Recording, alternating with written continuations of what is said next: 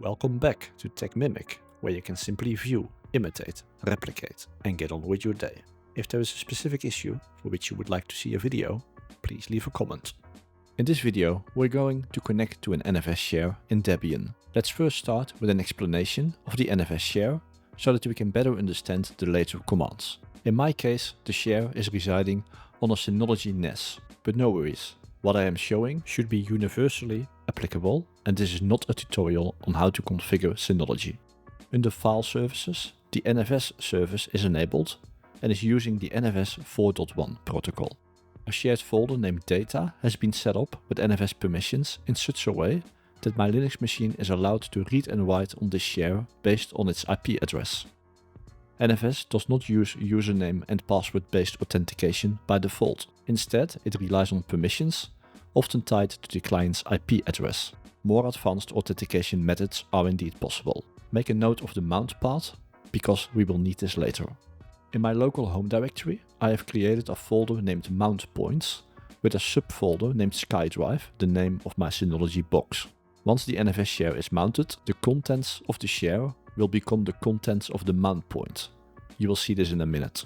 From a terminal, first install the package nfs-common with the command sudo apt install nfs-common. If this package is not installed and you have tried before to connect to an NFS share, you might have already encountered an error message similar to bad option and a suggestion that you might need sbin mount. This is most likely because of the missing nfs-common package.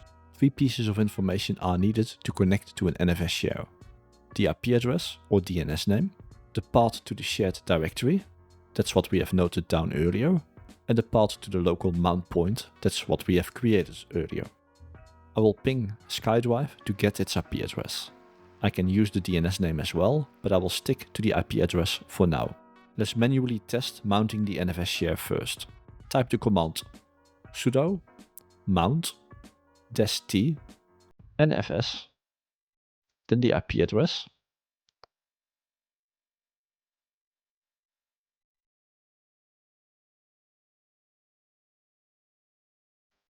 colon, the path to the shared directory, space, and then your local mount point.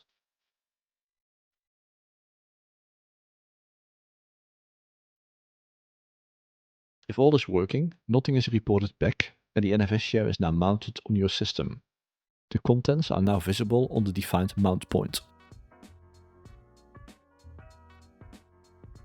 If at this point you run into an error similar to mount access denied by server while mounting, double check your IP address authentication on the file share level as shown earlier.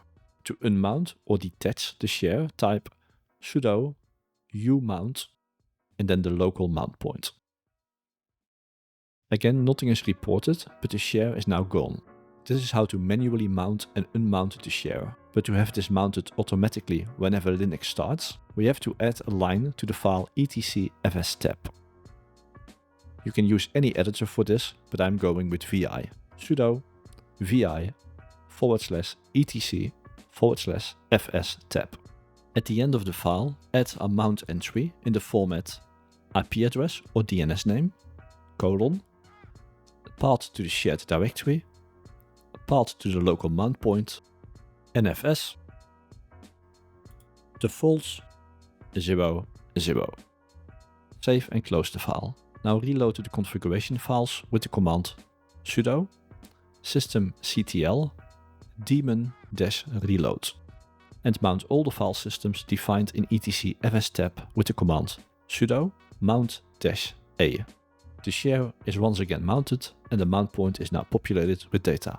With the command mount, you can list all of the mounted file systems on your machine. Maybe filter on NFS for easier readability. Mount, pipe, grep, NFS. Make sure to test the configuration changes here with the mount-a command. If you run into any errors, you can still adjust them here. If the share mounts without any errors, you are good to go.